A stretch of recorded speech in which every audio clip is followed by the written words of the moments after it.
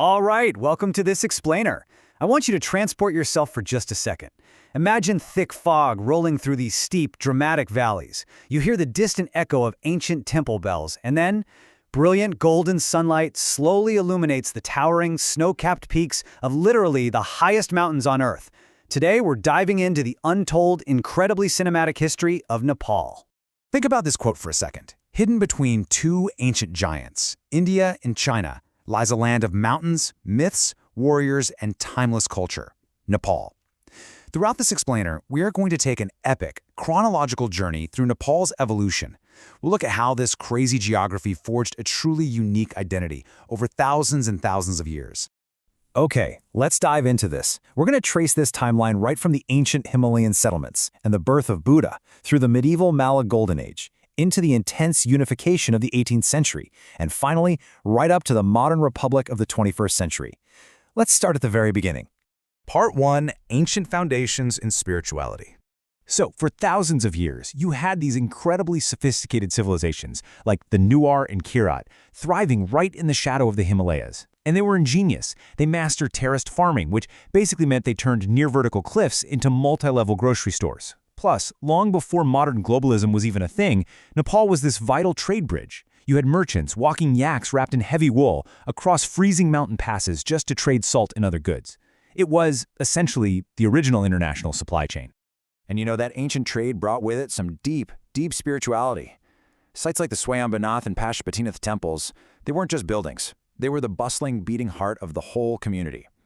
Picture this, massive stone and wood structures glowing in the cold night air, with thousands of flickering oil lamps, totally surrounded by the deep, resonant chanting of monks and thick incense smoke. It's just a perfectly cinematic, tranquil scene. And then, out of that deeply spiritual soil came a moment that shifted human history forever. In this sacred land, a prince named Siddhartha Gautama was born. The world would later know him as Buddha.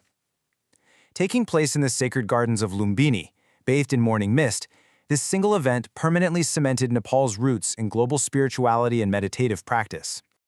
Moving right along to Part 2, the Mala Golden Age. Now, what's really interesting about this era is that the Mala kingdoms triggered an absolute cultural explosion. This period completely transformed the Kathmandu Valley into a living, breathing masterpiece of art and architecture. It wasn't just about kings consolidating power, it became an epicenter of extraordinary, unmatched creativity that totally redefined what a Himalayan civilization could actually achieve. Actually, the kings of the three great cities, Kathmandu, Patan, and Bhaktapur, were basically engaged in a massive historic flex-off. They were constantly trying to outdo each other, building taller, way more elaborate temples and royal palaces practically right next door to one another. You had master craftsmen carving these astonishingly detailed wooden statues, while royal dances and vibrant, crackling night festivals filled the thriving streets. It was an era of just incredible wealth and art. But despite all this immense cultural wealth, the region was incredibly fragmented. So here's the big question. How do dozens of fractured, independent kingdoms actually unite into one powerful nation? Take a second and think about that, because our story is about to shift gears, leaving the golden palaces behind for heavy fog, clashing swords, and dramatic warfare. Which brings us to Part 3, Conflict and Unification. Enter King Prithvi Narayan Shah in the 18th century. He realized something absolutely crucial. Scattered kingdoms are vulnerable kingdoms. If they were going to survive the growing threats from massive neighboring empires like the British East India Company, he knew they had to unite. So, through brilliant strategic moves and some relentless campaigns across those steep hills, he managed to merge dozens of small territories together, ultimately forging the actual boundaries of the modern nation of Nepal. And this brilliantly illustrates the rise of the Gurkhas. This rugged landscape forged some truly legendary mountain warriors. Their intense training in punishing steep, muddy terrain turned them into global symbols of ultimate courage, honor, and loyalty. I mean, their bravery wasn't just some local legend. It became renowned and respected across the entire world. And that's a fierce reputation they proudly hold to this very day. Part 4. Forging a Modern Republic. Okay. Fast forward a bit. Getting to the present day, definitely not easy. It began with immense struggle, which really activated the defining trait of the Nepali people, their resilience.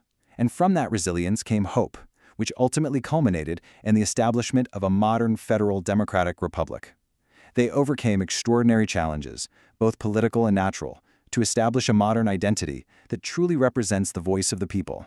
So the crucial point here is the contrast. It's wild to think about. You've got ancient yak trade routes and silent monks keeping deep traditions alive, right alongside a modern nation fueled by the energy of democracy protests, sprawling highways, and massive hydropower stations generating energy from mountain rivers. Not to mention a booming Mount Everest tourism industry. It's a dynamic, evolving country that is constantly honoring its past. Today, Nepal just beautifully balances these two worlds. You have deeply traditional celebrations like Dashain and the glowing Festival of Lights, Tihar, happening right alongside a hyper-connected urban youth culture in Kathmandu. It's a place where ancient farming terraces sit miles beneath modern mountaineers who are pushing their human limits to conquer Mount Everest. To sum it all up, Nepal is more than mountains. It is a story of courage, spirituality, unity, and survival. It is absolutely the ultimate testament to the enduring spirit of human beings thriving in one of the most majestic landscapes on the entire planet. So, I'll leave you with this. In a world racing so incredibly fast toward the future, what can we learn from a nation where history literally touches the sky? Think about how you balance your own past with your steps into the future.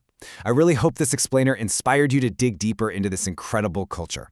Keep learning, keep exploring, and I'll catch you in the next one.